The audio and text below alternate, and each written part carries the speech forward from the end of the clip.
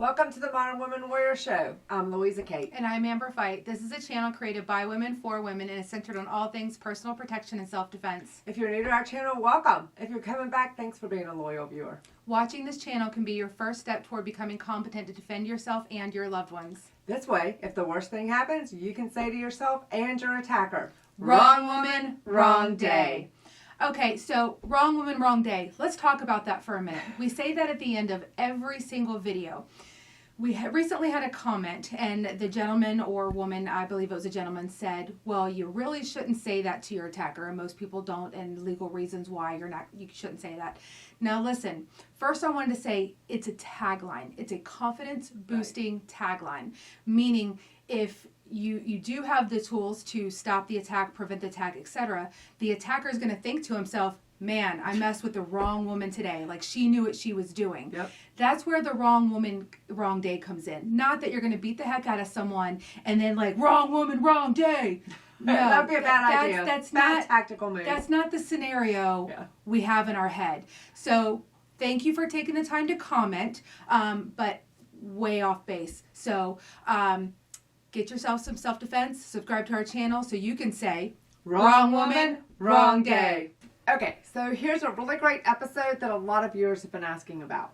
Ever since our July 20th episode about the Canik Mete MC9, we've had a lot of people asking us to do another comparison for a pistol that has become a CCW favorite among women. That's right. The gun that they have been waiting for us to compare it to is the Glock 43x. Now, the Glock 43x came out in 2019, and since then, it has built up a really large user base, and particularly in the women's CCW market. We did a video last January on the 43x versus another newcomer in the CCW market, the Walther PDPF series. Yes. That's a really great video. If you missed it, it's worth taking a look. Absolutely. Now, the Walther spanked the Glock in that comparison, but many people argued that the Walther really wasn't a fair comparison because even in the 3.5-inch barrel, it is significantly larger and heavier than the Glock 43x. So the Walther is a 1/2 inch longer, almost 1 inch higher, and 4 ounces heavier unloaded. Right. So even more important than that, the Glock is smaller in the measurements that make the Glock easier to conceal, like the thickness. So right, the 43x is almost a 1/2 inch thinner than the PDPF series and a 1/2 inch shorter on the concealment factor. Right, so a while ago, one of our viewers sent us a comment and pointed out that really the critical statistics for concealed carry measurement is from the trigger guard to the bottom of the magazine well. So that's really the part that protrudes, or what we call prints, from an inside the waistband holster. So we've started adding that to our protocol. People love the way the Walther shoots, and they love the magazine capacity, but the two things that were problems were the ability to conceal it and the fact that the price was about $200 higher than the 43x. Right. So we think there may be a pistol that's more comparable and therefore may be a solution for the women who don't care for the Glock. So we have the Canik Mete MC9, and it's almost identical in size to the Glock 43x. It has with its standard magazine, it holds 12+1 in the chamber, as opposed to the 43x, which only holds 10+1. And with the factory, other factory magazine that comes with it, it has a 15+1 capacity. So you get 2 magazines with that. That's a lot of firepower in a really, really small package. Right. So this should be very interesting. Before we hit the range, and yes, I did say we because I actually get to come to the range this time, I wanted to let you know that we both shot every drill, but in the interest of time, we're only putting one of us up per drill each time. But our judgment still stands with both of us based on having shot each drill every single time. Right. So we want this to be very interesting for you, but we also don't want this video to last all evening. So the first thing we're going to do is a review of how each of these guns worked in our Ransom Master Series Rest with our remote trigger. 10 shots.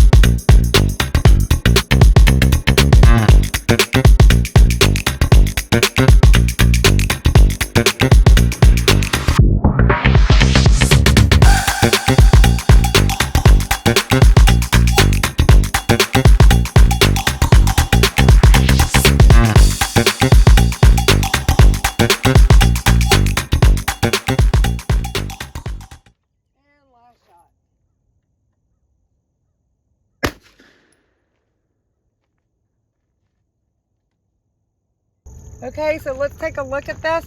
We're gonna make these two our outliers. So we're gonna measure, first of all, I'm going to zero this. And then we're gonna go here to here, which is 0.531.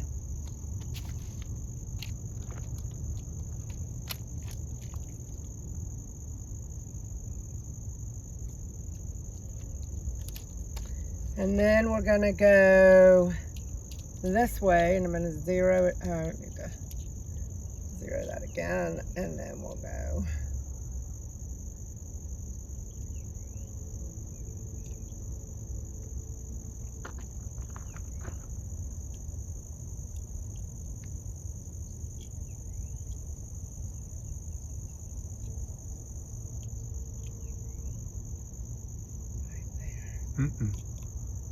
Right there. 1.783. Not a bad group.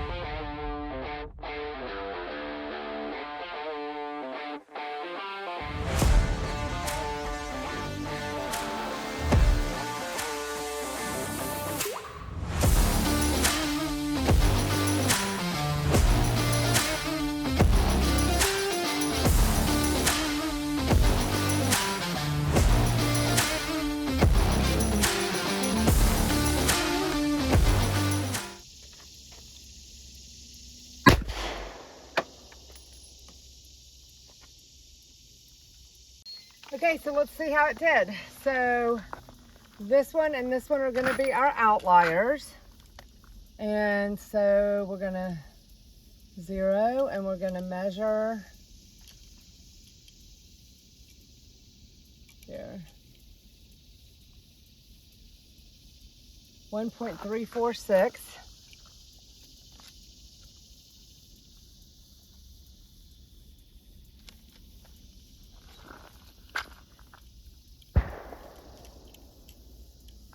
We're gonna go here. Oh, that breeze feels so good.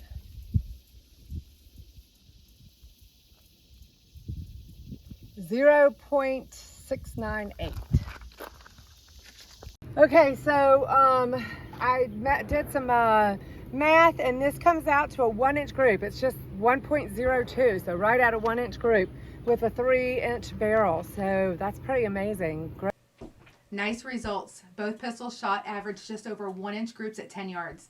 That is the mark of two really well-made pistols. It is, and although the Glock shot a slightly tighter group, it's really not that significantly different. Yeah. It's nice to know that both pistols are tightly made.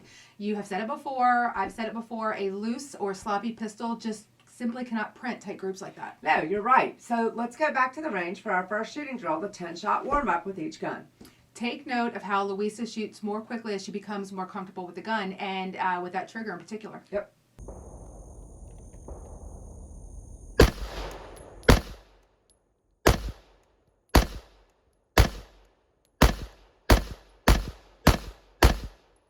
I like this trigger. It has a really good reset, and it has a great wall. It's a very tactile trigger, and I really like the fact that this gun it's heavy, but it's small. And the good thing about that is when it's heavy and small, it doesn't feel as snappy. It just feels like it doesn't have as much felt recoil to me because of that.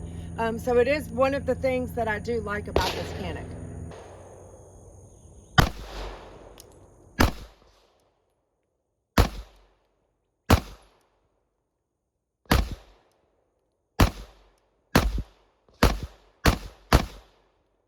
That wasn't bad shooting. We heard your review of the Canik from the range, which is quite strong. What did you think about the Glock after your 10-shot warm-ups? Well, I can't complain too much. I was able to put all the shots in the zero down box, and even while I was shooting more quickly. So if you noticed, my first shot went high, and I was able to adjust that and bring my point of aim back down. But that is one of the reasons that I don't love the Glock is because of the 22 degree grip angle. So that trigger's okay. It's not great.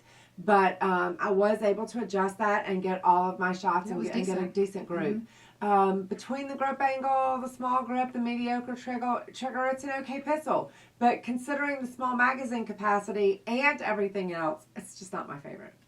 Let's head back out to the range while I shoot both pistols in a failure to stop drill.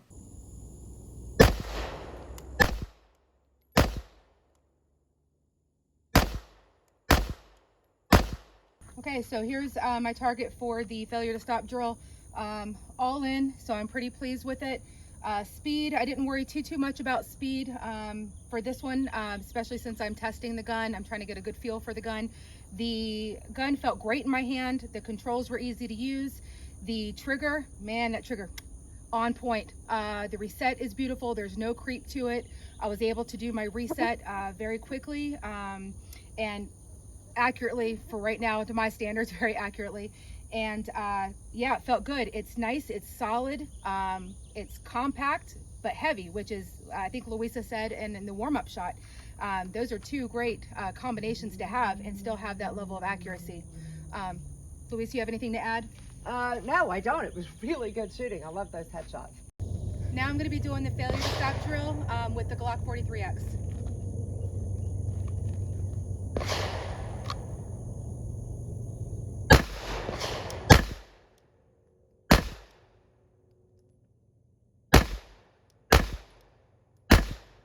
All right, guys, here's my target with the 43x. I have 2 out, the headshots, not too bad. And then, of course, slapping the trigger on this one. So I want to talk about that for a second. First of all, the gun is really tiny and compact for my big hand, so I really had to make some adjustments on my main grip, my master grip. That trigger, it's not the worst, it's not the best, but it does have some creep to it. And I'm used to a quick reset on trigger, especially shooting H&K, Walther, and even the Canik has a really fast trigger reset.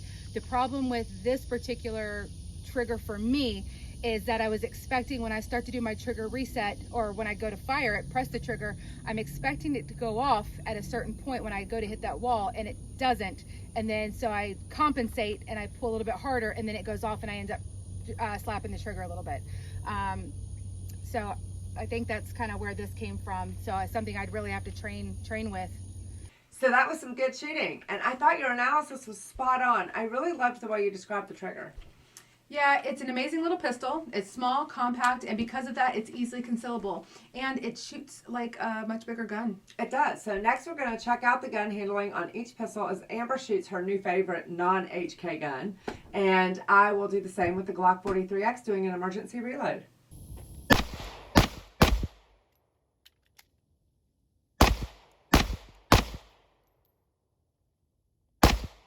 Hey guys, so I just finished shooting the Canik, the MC9. Here's my shot group with the emergency reload. I fired 7, 3, dropped the magazine, and then 4. So I'm pretty pleased with my shot group all in. Have 2 a little high, but overall I'm pretty pleased. So, man, I gotta tell you again, this Canik, this is a hot pistol. Solid, well built. The trigger press, the trigger reset, everything about it is just spot on. Super impressed. It clearly enhanced my shooting. My marksmanship is where it needed to be today, and the Canik only solidified its accuracy. Okay guys, so now we're going to do with this Glock 43x, we're going to do an emergency reload drill. So we're going to shoot 3 shots, emergency reload, and fire 3 more. Let's see how the gun does.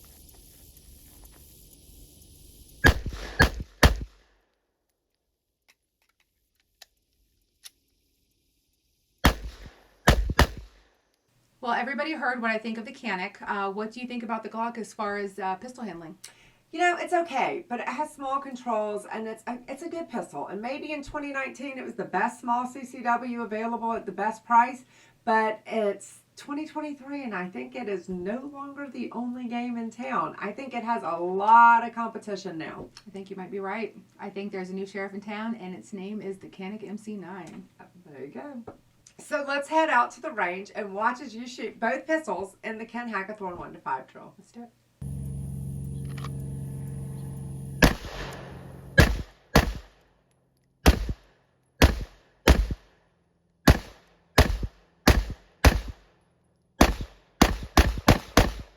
Okay guys, here's my target. So this one was probably right here, my first one. Pleased with that one. The rest of them, those last 5 coming back around, I was trying to speed up my cadence a little bit. You probably heard that and saw that on the camera. However, I started slapping the trigger a little bit, trying to get a little bit faster. Not my pistol, still not used to it. I won't cry too bad, even though I want to a little bit. That's great. This one wasn't too bad. A little bit out, a little bit right here. And I had one out on this last one. Slap the trigger right here. I felt it. I felt it right away as soon as I still not bad shape. As soon as I pressed the trigger. So okay, so I wanted to give some thoughts on the Canik Mete MC9. Shot it just a couple of times now, and we ran it through the Ransom Rest. Go watch the videos that we've posted on it so far. Gotta say, it's a heck of a pistol. Super impressed. It's solid. It's accurate, super accurate. The trigger is a really beautiful trigger, and I'm very picky. Louisa and I, as you've seen in our videos, we're very trigger snobs. I shoot H&K. She shoots Walther, some of the best triggers in the world. This can compare and stand up there with them. Anything that's off target is not the pistol, it's me. It's my marksmanship when it comes to that. So made well. Yeah, a lot of great things to say about this new Canik. Super impressed. I definitely would recommend it. Ease and use of controls are great.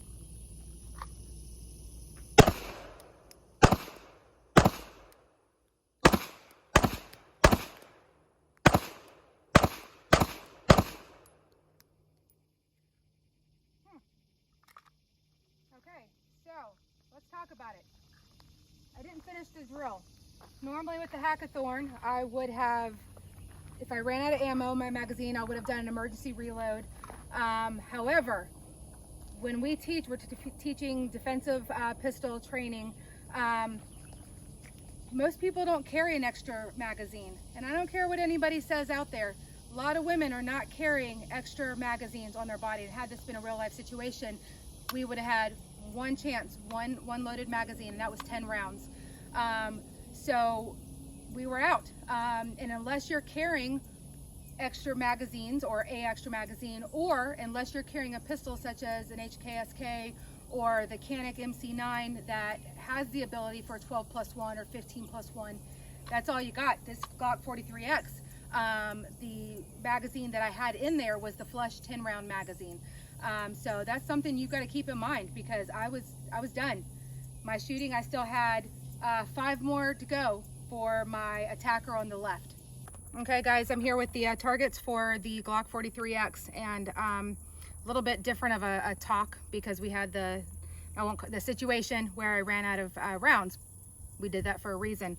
So normally this target would have 6 holes in it. There would have been 6 holes right here, but we have one. We have one because I ran out of rounds. I better hope that this 1 round center mass took this guy down, because I got 2 other guys waiting for me. But I'm pleased with this. With the grip angle, I won't say I'm surprised that it got right here where it's at on this target, because I only made a minor modification for the grip angle, but I am happy with it. Okay, right here. So the first 2, I do have 1 out. One's touching the line, so I have 1 out. Here's the first 2, and then here was the last 4 that I did. I'm pretty happy with this grouping right here with the 43x. And then here is my 3-shot. Grouping's a little wide, but they're all in. Okay, Amber, so after the Ransom Rest test and all the other drills that we did, let's tell our viewers what our overall impression of each of the guns are. Well, there's no question. I like the Glock. I think it's a really good pistol. I agree. It's small, which makes it super concealable, and it's very reliable. It is, and it shoots fairly well, and at just under $450, it's not going to break the bank. Not going to break the bank. Don't forget that Glocks are upgradable. There are a world of upgrades available and aftermarket parts that Glock has for you. Right, so we both agree it's a good pistol at a reasonable price. So how does it compare with its newest contender, the Canik MC9, though? As far as the way it shoots, no comparison. Okay. If there was only the superior trigger and the slightly lower price, the Canik would certainly be the clear winner. I agree, but it's much more than that. I think that 18 to 19 degree grip angle and the 15+1 magazine capacity and the way that it kind of just feels big in your hands because it's a little bit of a barrel heavy, and I like that because it doesn't have as much felt recoil. That's a huge improvement. But I always say that it still comes down to personal preference, right, and what the shooter can handle, because the one downside that I have personally seen to this Canik is that I have seen women who shoot it on the line and they love every single solitary thing about it, but no matter what they do, they can't rack that slide because it does have, they can't get it to slide lock. It has a stiff spring. That's true. It does have a stiff spring, but if you're able to rack the slide on the Canik and get it to slide lock, then there's some stiff competition out there for Glock.